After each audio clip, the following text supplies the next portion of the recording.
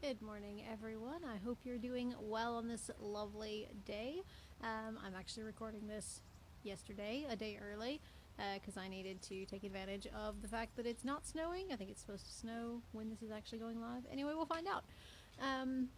Today is a very special day, holiday, and so I want to be sure to wish you early a very happy Groundhog's Day, because today, February 2nd, is when Americans all over the country will be looking forward to find out what happens to, I think his name is something like Puxatawny Phil, the groundhog in Pennsylvania, who's going to be watched to see what he does. The legend has it that if he comes out of his burrow and he sees his shadow and runs back in, then we will have 6 more weeks of winter. And if he does not see his shadow and continues on out, then we'll have an early spring. So the world, well, not the world, America will be watching to find out what happens on this Groundhog's Day. Admittedly, I'm from a hot climate, and so as a child, my family always very much hoped that he would go back into his den because we very much wanted more winter. These days, I could do with an early spring, not gonna lie. So I was actually looking up information about Groundhog's Day because it is a very strange holiday. Well, it turns out it actually has its roots in Europe, this side of the pond, though I think it's more Germany and further east that way. There's a legend that says that the weather on Candlemas will determine the future winter, I guess.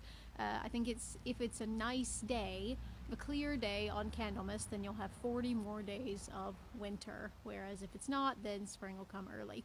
So there you go. We get our strange traditions from your strange traditions, basically, or traditions on this side of the pond, anyway. And that leads me, of course, to the other holiday of today, which is Candlemas. Now, that's not a day that we actually do a whole lot with back where I'm from in the Methodist Church in the States. We don't celebrate it. I hadn't heard of it until I came over here and was very much confused and curious as to what it was. And so if you don't know, Candlemas is the day when we celebrate Jesus' presentation in the temple as an infant, when his parents took him to Jerusalem at the right time to do for him as the law required, I think, as they say, do for him as the custom dictated. And while they were there, he the parents were met by the old priest Simeon, who took Jesus into his arms and had a prophecy over him in some ways, saying, Lord, now let your servant depart in peace, for my eyes have seen the coming of the Savior, or something like that. And he says he's a light to enlighten the Gentiles and the glory of his people Israel. It's this beautiful song, the Nunc Dimittis, I think it's called in Latin, although I don't know about pronunciation, but it's been sung by choirs and churches the world over for centuries. And along with that story, there's the old elderly widow Anna, who also sees Jesus and knows that he is the Messiah, and shares that news with all of the others that she meets. One of the first few people to really notice the Messiah in that infant, Jesus, and proclaim that the light has come into the world. And that's also another reason why Candlemas has its name, candle. It has to do with this celebration of light, and many church services, when they happen on this day or on one of the Sundays leading up to or following this day, it's a celebration of light in many ways. I think the old tradition that I was reading about says that people would bring their candles to the church service to be blessed. The candles for the coming year would be blessed in this service.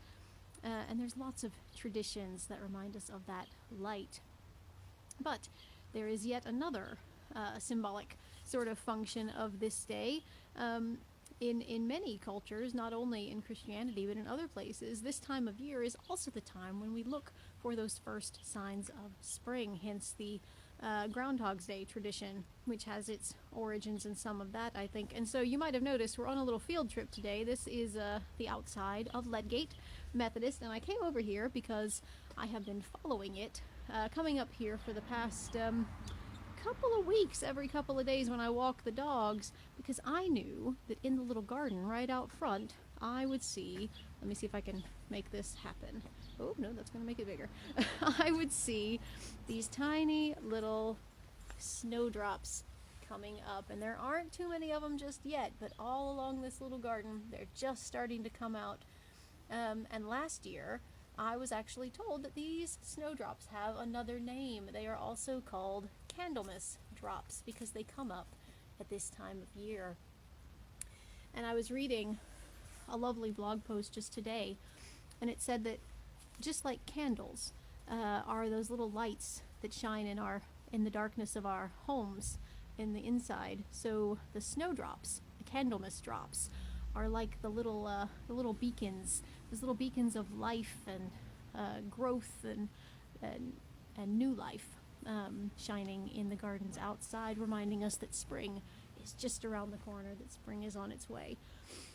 And I think that's very resonant with this celebration of Candlemas, with this celebration, this reminder that Christ is coming into the world, and that if we're only looking out like Simeon and Anna, then we can also see that the Messiah is already here, just waiting to shine out. And so I would invite you, as you go out, as you are going on a walk or maybe in your own garden, have a look and see if you can see the little signs of spring starting to come up. I see also in this garden some daffodils poking their heads through the ground, and a couple of them even have buds on them. So spring will be here before you know it. The light has come into the world, and we remember that in spring especially. And so hope you have a lovely Candlemas, and it's not snowing too hard if it is in fact snowing. Oh, as Loki's eating snow, sorry. Anyway, have a good day, and I will be back with you again later. See ya. Bye.